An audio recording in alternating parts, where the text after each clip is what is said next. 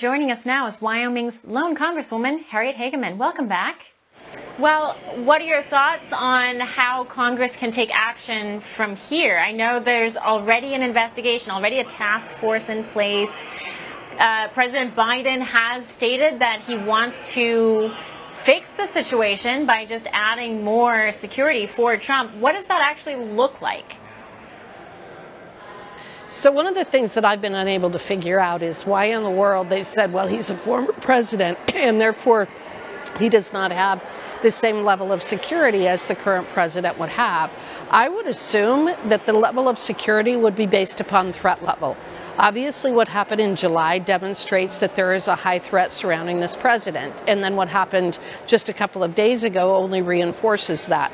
So it's just very strange to me that the Secret Service is apparently attempting to kind of deflect attention from their failures. But I also have to say, the people on the left side in this country, the Democrats, have got to stop demonizing our candidate the way that they have. The reality is that when they liken him to Hitler, when they liken him to someone who's going to destroy democracy, they are making crazy people crazier. And that's exactly what we're seeing. Donald Trump has already been president. We know how he's going to govern, and he did a damn good job. He is not Hitler. He is not a dictator. He does believe in our Constitution. He does believe in our form of government. And the Democrats need to dial back their rhetoric because they're the ones that are putting the bullseye on his back. No, they are, and it's directly tied to the rhetoric they use, and shockingly, the rhetoric they use immediately after these attempts. It's as if they have no correlation whatsoever to what they're saying and what it seems to result in. Now, there are lots of questions, obviously, still insanely unanswered for the first assassination attempt.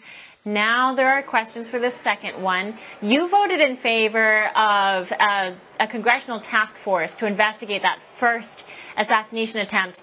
Would this attempt merit another congressional task force, or would you just blend it kind of in with that first task force that's already operating?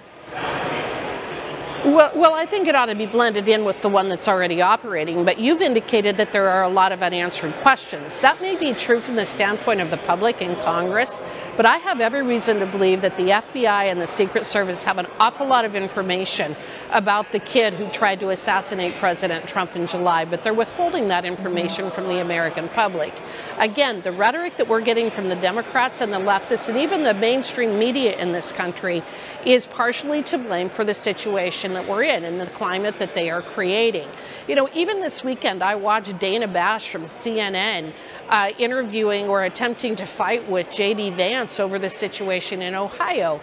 And then you immediately have people saying, well, by bringing attention to what's going on in Ohio, it's the Republicans, it's J.D. Vance, it's the president who have heightened the dialogue in this country. And that's absolutely not the case. We are pointing out that this administration's failed policies have had real-world impacts upon real-world people in Ohio and Illinois and Wyoming and Texas and Florida and elsewhere.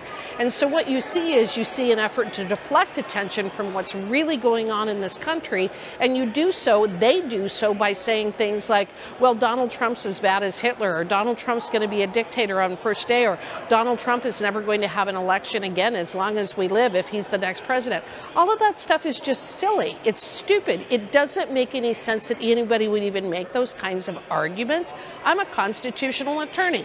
Donald Trump isn't going to prevent us from having elections in the future. Donald Trump isn't going to be a dictator. That's not our form of government. Yet by using that kind of rhetoric, the Democrats and the mainstream media are likening him to a world-class threat that must be stopped. And there are people like this person who acted on Sunday and the kid from July who are acting on those alleged threats, and it needs to stop.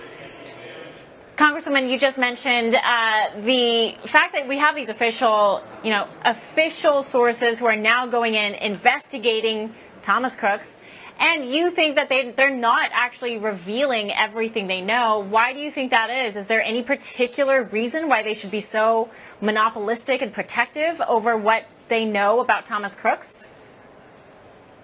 Well, I'm worried that there's an attempted cover-up. The fact is that sunshine is the best disinfectant, and with this particular administration, everything has pretty much been a cover-up since day one. And I want to know who he's connected to. I want to understand why he had 3 encrypted accounts. I want to understand whether it is possible that Iran or Iranian operatives were in contact with him, whether he knew who they were or not. I'm not suggesting that he necessarily would have. But there are so many unanswered questions, and what this administration does is it stonewalls, it deflects, it ignores, it refuses to give information that the American public is entitled to know. You know, the irony of all of this is that when they talk about Donald Trump being the dictator, this is the administration that absolutely refuses to comply with what I would describe as our form of government. We are a government of, by, and for the people, yet this administration has done everything in its power to stockpile more and more power here in Washington, D.C., and ignore the American people. And this is another example of that. We are entitled to know what happened on July 13th. We're entitled to know what happened on Sunday. And while I understand that they need to do an investigation, there's a lot of information that they could be providing to us that they are not. And I'm afraid that it's going to be an attempted cover-up. I imagine there's a lot of frustration, especially given all the stonewalling that you just laid out, all the stonewalling we, the American people, sense. Congresswoman Hageman, making a great point as always. We'll leave it at that. Thank you so much.